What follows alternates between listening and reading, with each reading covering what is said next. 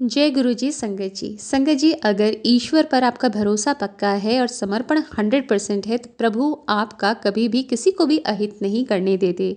एक बार संत कबीर, जो हमेशा प्रभु के सेवा में सिमरन में डूबे रहा करते, उनकी शिकायत लेकर पहुँचे राज्य के कुछ अहंकारी पंडित और काजी बादशाह के पास कि कबीर अपने आप को ईश्वर का बंदा बताता है, कहता है ना मैं हिंदू हूँ ना मुसलमान, आखिर उसे बुलाओ और पूछो ये है कौन, हिंदू या मुसलमान।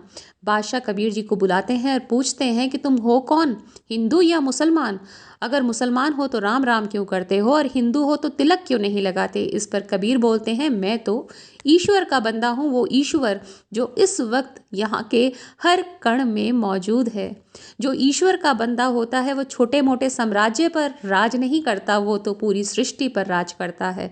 बादशाह ये सुनकर बहुत गुस्से में आ जाता है कि ये तो मेरे राजपाट को भी छोटा बता रहा है।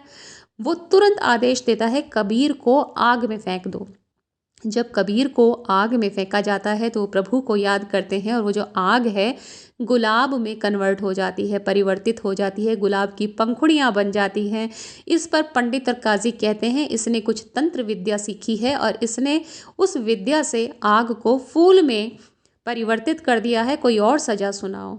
कबीर को सजा सुनाई जाती है, एक हाथी को बुलाया जाता है, उसे शराब पिलाई जाती है और हाथी से कहा जाता है कबीर को कुचल डालो।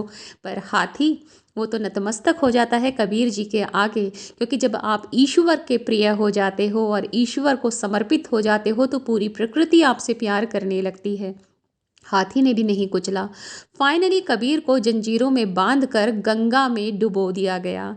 संगत जी, उन्होंने वहाँ पर भी प्रभु को याद किया और जो जंजीरें थी अपने आप कट गई।